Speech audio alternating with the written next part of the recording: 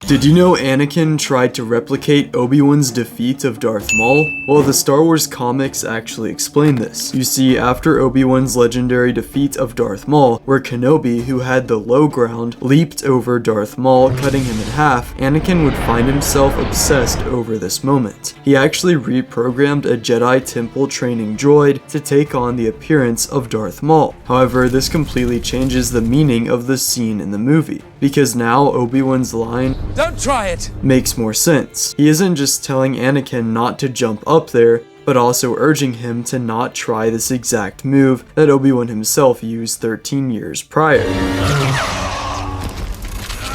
He's still alive. Oh, I don't think so. But this isn't the only move in this fight scene taken from another duel. Before I reveal what that other move is, we need to go back to the beginning of episode 3 when Anakin disarms Count Dooku by spinning around and then cutting his hands off. Now, wouldn't you agree that Obi-Wan, who has trained with Anakin for years, would know how to block this move? Well, that's exactly what happens on Mustafar when Anakin goes to disarm Obi-Wan. The older Jedi simply turns around to protect his hands, so it is safe to say that Anakin was not successful with this move the second time around. And while we never saw Nightfall Vader with a red lightsaber, we did get the second closest thing, because if you listen to these next two clips, you will notice something different about the lightsaber sound.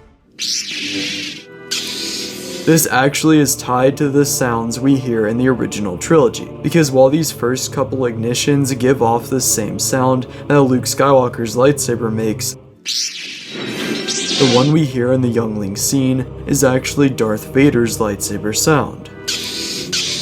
Personally, I would have assumed his blade would turn red after killing the younglings, but that's not quite how lightsabers work in canon. Because in order for lightsabers to be red, a Sith has to first bleed a crystal of a standard color by channeling all of their hatred and other emotions into it. Even though this act by Anakin solidified his turn to the dark side, earlier in the movie he almost destroyed the Sith for good when he held his lightsaber inches from Palpatine's face. Are you going to kill me? But what you never knew about this scene is that if zooming in on Palpatine's hand, we can see something unusual, because Palpatine specifically twitches his hand multiple times here.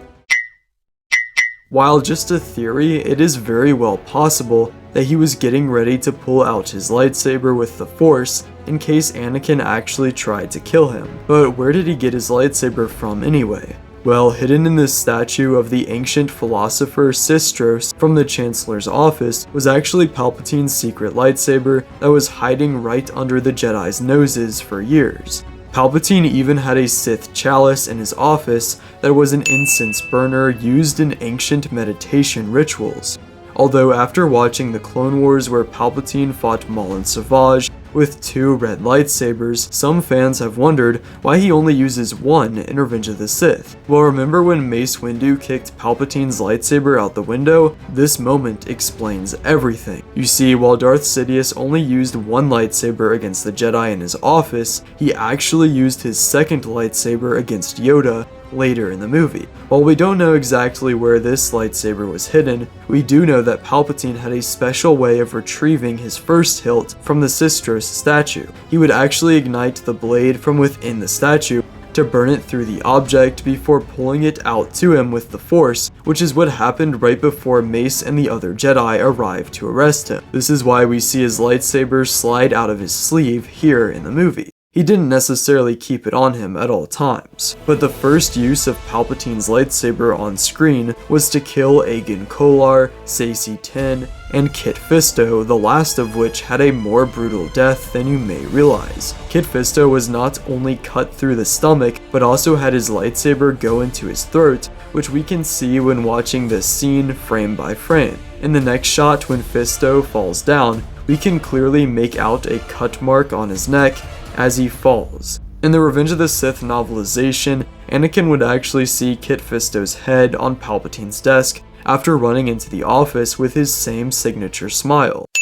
But if you're watching this video right now, tell me in the comments, do you think this is actually Kit's lightsaber cutting through his neck, and this is a cut mark, or that his lightsaber just turned off here, and this is his shirt collar. It is definitely hard to tell. Also, editor the Blue Bounty Hunter here, while you might have thought Palpatine just stabbed Aegon Kolar, he actually brought his lightsaber through his torso, which is pretty brutal. But did you know that there is a good reason for why Palpatine runs here? While stabbing Yoda with his red lightsaber would have certainly been satisfying, killing Yoda at this point gained him nothing. Sidious was a deceitful, cunning strategist who had waited in the shadows for decades and wasn't about to see his entire plan come apart with a moment of pride. Speaking of the Senate, what if I told you the first shot we get of the Senate building in this movie is also the first and only shot we get of the Millennium Falcon in Episode 3?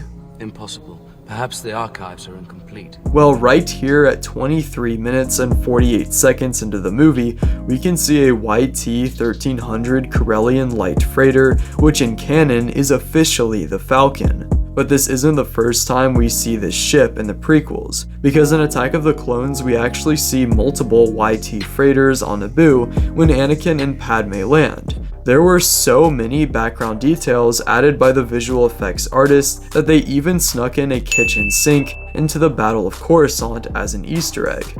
This appears to be a piece of debris that flies into the Venator here. But did you know the 327th clones are riding giant slugs on Felucia during the Order 66 montage? Well, this is hard to see due to it being in the background, but there are actually multiple of these creatures. They were known as Gelagrubs. These insects were up to 4 meters long, or 13 feet, and were actually the largest bugs in the galaxy.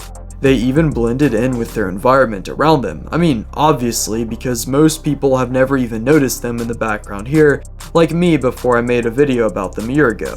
But one world we hear about in the Outer Rim sieges but never actually go to is Boz Pity. Seleucamai has fallen, and Master Voss has moved his troops to Boz Pity.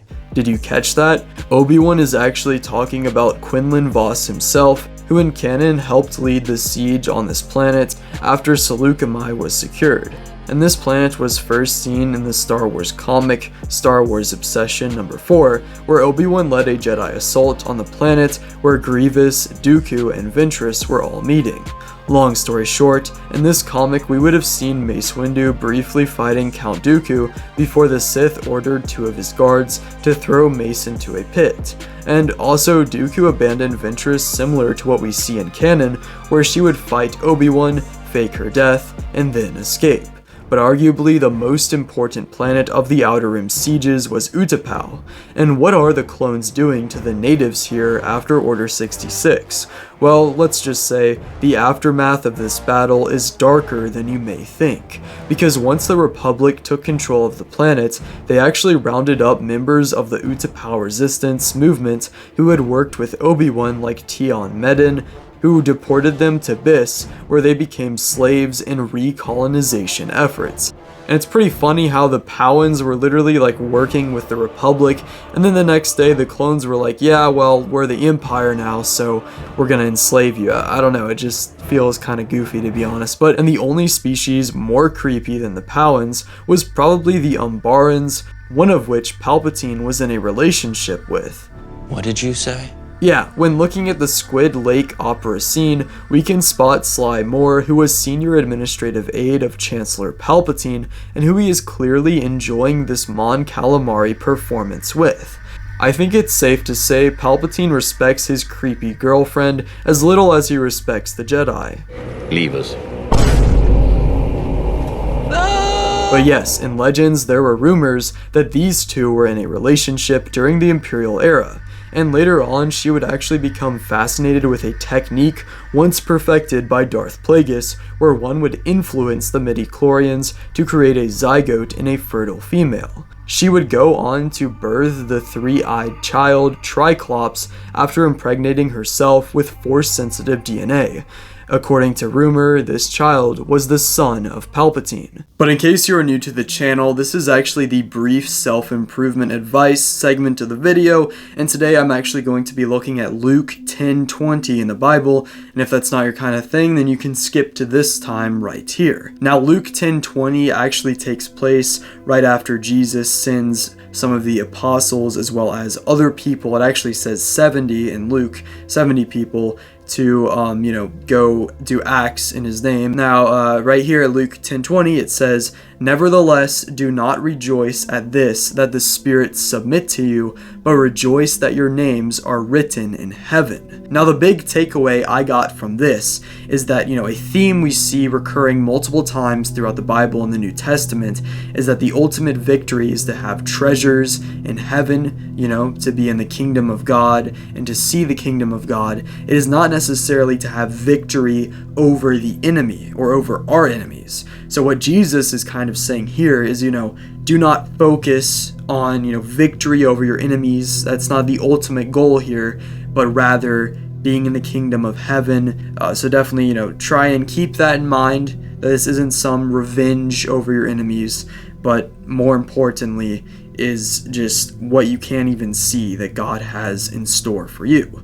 And one thing I think is pretty interesting is you'll find in basically any comment section on all my videos recently, because I do the Christian segments always, every video, and I'm never stopping, because one realization I had is like all the people saying, well, I love that you're religious, but keep it out of the video, you don't need to talk about that here and all this stuff. People, they kind of did the same thing to Jesus, if you think about it, right? When with the Pharisees, they tried to silence him. They didn't want to hear his message because, it didn't align with what they thought. That's cool and all. But then again, I also tell you, you can skip to this time if you want to watch the video. So clearly, those people are going out of their way to, just hate. And yeah, so I don't think I ever will be stopping this. I think I can do whatever I want to. And yeah, literally try to do the same thing Jesus. So, I think we should all strive to go out there and make disciples and put out the word of the Lord. And that is my belief. And that is why I do it. It's not some, look at me, I'm Christian, but I think I can actually help people out with this. And even the people that aren't Christian already, maybe they can watch this and find some value in it, pick up the Bible, anything like that. But like I said, I do always say you can skip ahead. So if people want to hate, then that's kind of their choice. I'm not really throwing this in anyone's face. But did you know R2-D2 trips a Battledroid during the Battle of Coruscant? Yeah, have a look. This is actually one of many funny Battledroid details you may not have noticed in the background of episode 3, such as this droid saying "excuse me." Excuse me. Then "you're welcome." You're welcome. And also these pilot droids cheering the Magna Guards on. Also another droid says "uh-oh" before getting crushed by Boga. And in the background of the battle on Utapau, we can see a droid getting sucker punched and another one being flung off into the back rooms. But the most shocking fact of any in this video relates to the medical center where Darth Vader is transformed into his cybernetic suit. Because when looking at the official cross-section of this facility, we can see a massive Darkside Kyber crystal located right under Vader's operating room, which is the Imperial logo in case you didn't know.